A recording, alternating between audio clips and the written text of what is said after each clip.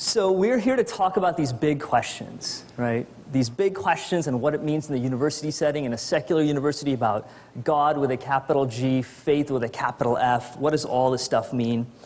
And some of these big questions you might have heard before in class, you might have struggled with yourself, talked about in parents, in synagogue, in churches. What is the meaning of life? What does truth with a capital T mean? Is that actually possible? Is there a God? Can we actually know that there is a God? And to me, most importantly, why are infinity scarves so popular? Isn't it just a scarf? Whatever. And today we're here to talk about these big ideas about truth, about faith, about reality.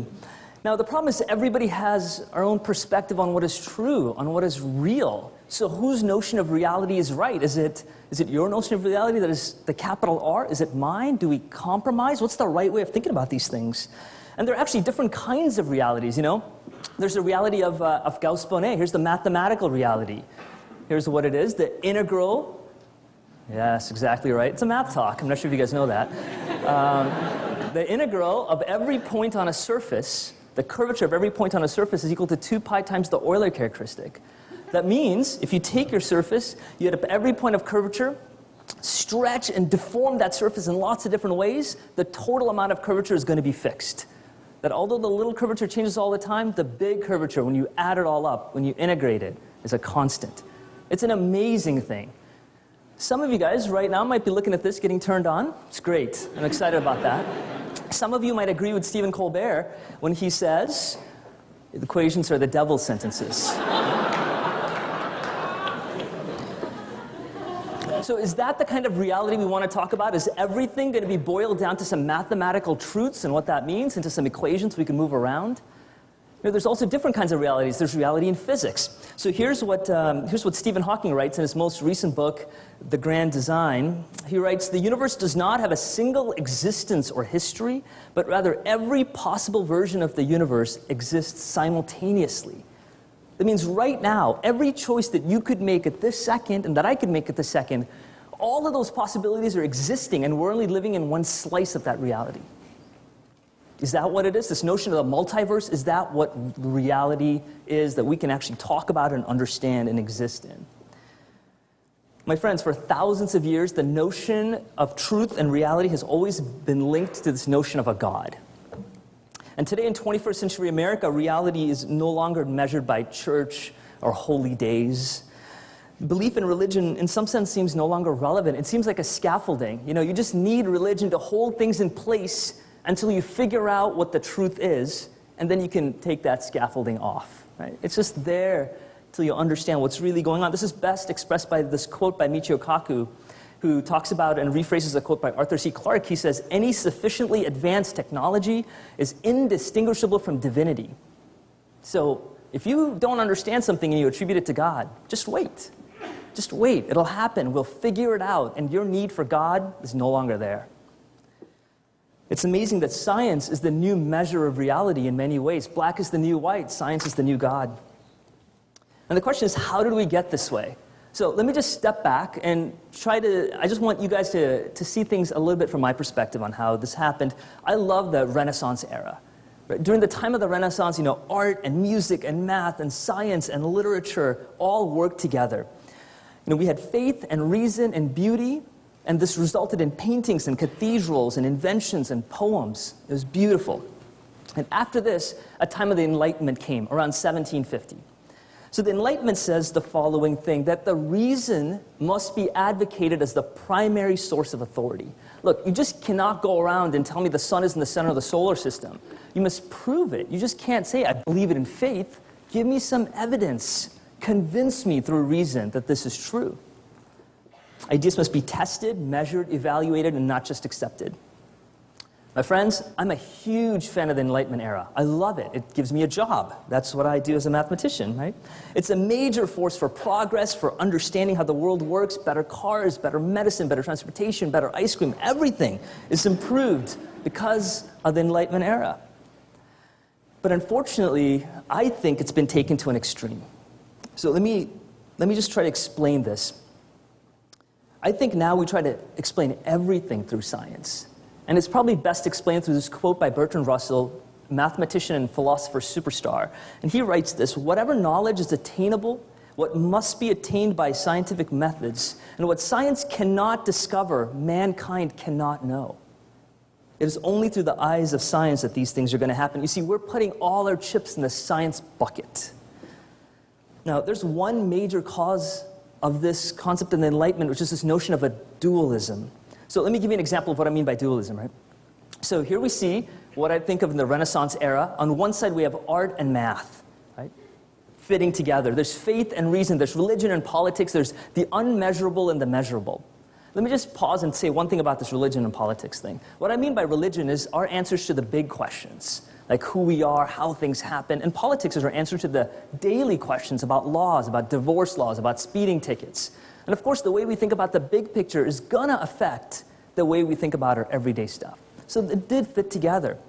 Now, the Enlightenment era came, and it didn't say you have to pick one or the other one. It actually says you have to pick one versus the other one, right? On this one side, you have this art major at Northwestern, kind, elegant, artistic, and loving.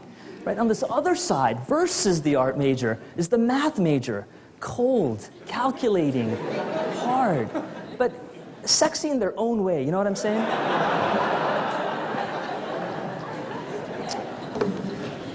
You see, what I want to do is I don't want to sterilize this world. I don't want to cut the world up into pieces and say this is the math bucket, and this is the art bucket, and this is the science bucket. See, I want to deal with everything together. I want to deal with all of the mess. I love mess. So let me just give you some examples of messy things that I love.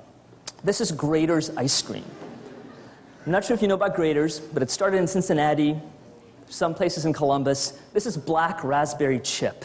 The chocolate chips are huge and soft. You bite into it, it doesn't hurt your teeth, it melts in your mouth because it has so much fat. It's incredible. Here's something else that's messy that I love.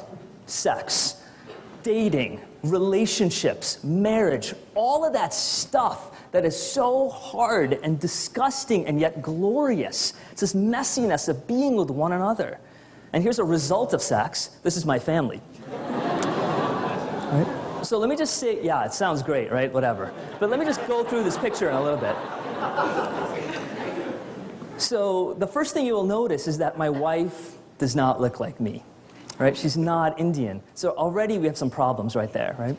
One of the advice my wife would give you is the goal of marriage in many ways is to minimize pain in life. And if you marry somebody outside your race, life is going to be more painful, right? So that's a messy world that we have. And if you think that's tough, then we have these two on the right, the one on the left, right? What's their identity? They're messed up. You know, what are they? You know, where are they? Are they Indian, Chinese, American, what?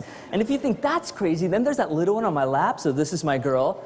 Blonde hair, blue eyes, my dream girl.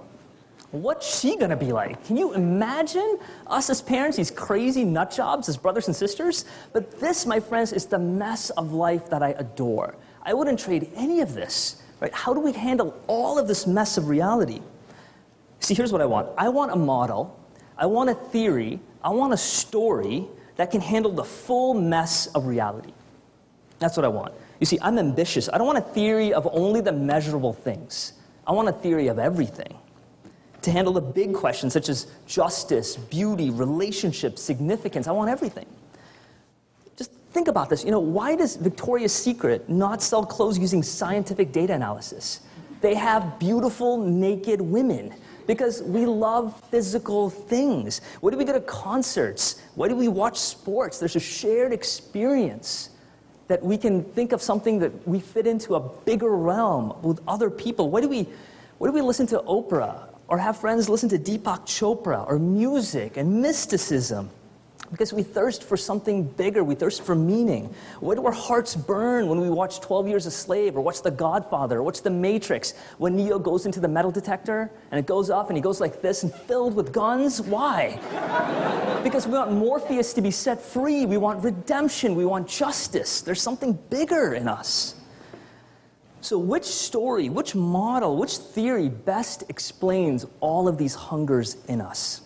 The Enlightenment viewpoint says, everything can be understood through science alone.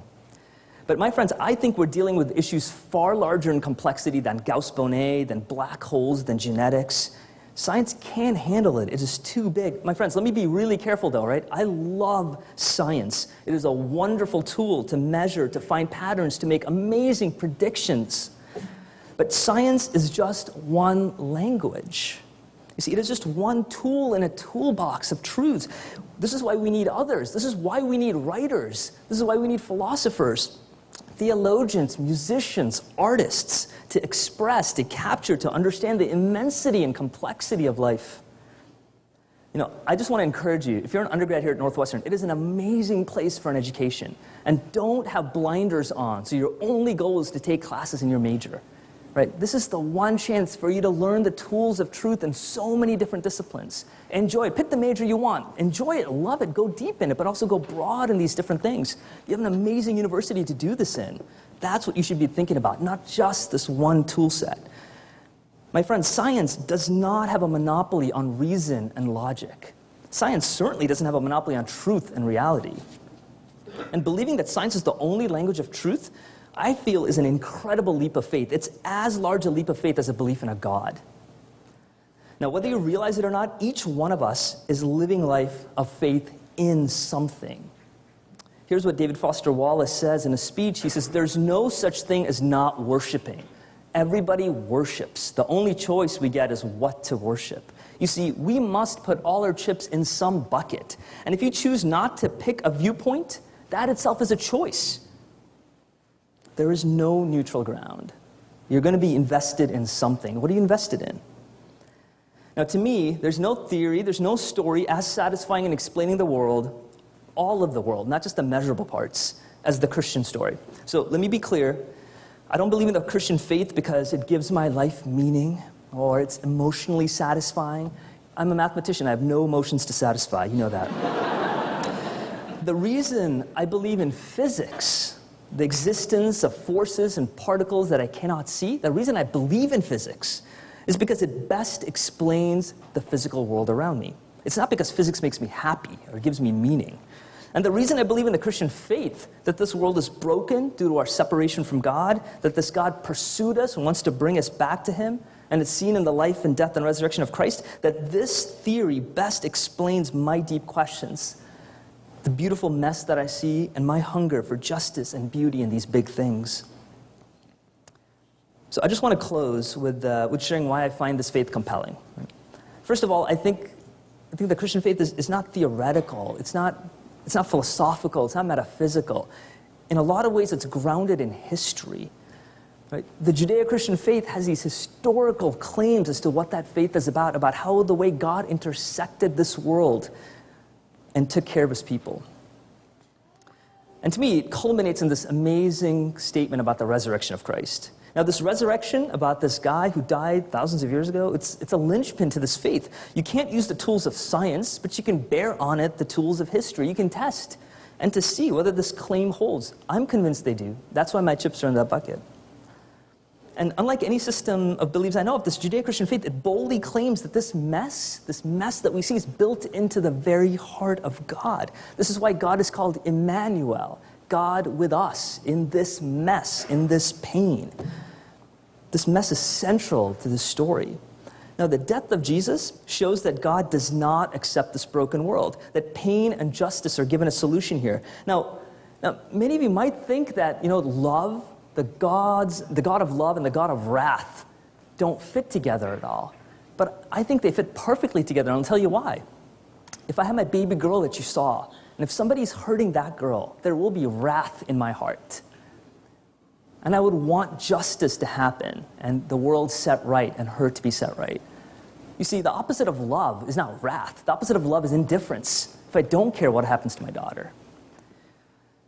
And at the cross, I see that this God is not indifferent. He pours the wrath on His Son due to His love for us. It's an amazing thing that in this death, God actually shares the responsibility with us. It blows me away. And the resurrection of Jesus, this resurrection, it's not a spiritual ghost of a resurrection, but it's a flesh and blood resurrection, which means it says that the physical world matters. Flesh matters, sex matters, ice cream matters, earth matters. This beautiful world will not be tossed aside. So what does this afterlife, this new heaven and the new earth look like to me? It looks like this. It looks like artists and musicians hanging out, about inventors, academics, people who make more amazing ice cream, fashion designers, shoes that are better than these. It's all of these things put together. It's going to be an amazing world full of excitement. It's not about doing good deeds to get to heaven to sing songs to a magical God. Oh my goodness, dear Lord, no way. But it is a beautiful world that will be set right. It is this world that will be redeemed and set right. It is the way the world should be. And when I practice this Christian faith, it frees me. It frees me from brokenness, offers me a sense of true acceptance, and I see actually in my life more forgiveness, more peace, more love, more understanding, a wisdom to live life well. So I've said enough. Let me just close with a quote that I love. This is a quote from one of my favorite books, The Princess Bride. And it goes like this: life is pain. Anyone that says different is selling something. And what I mean by that is, there are no quick answers. There's nothing that we as friends and colleagues at this stage are going to say that's going to make your life easy, that's going to make a clear, slam-dunk case for anything. But I encourage you to just listen to us, to think about it, to wrestle with it yourselves, to talk to one another, and don't be afraid to get messy. Thank you for your time.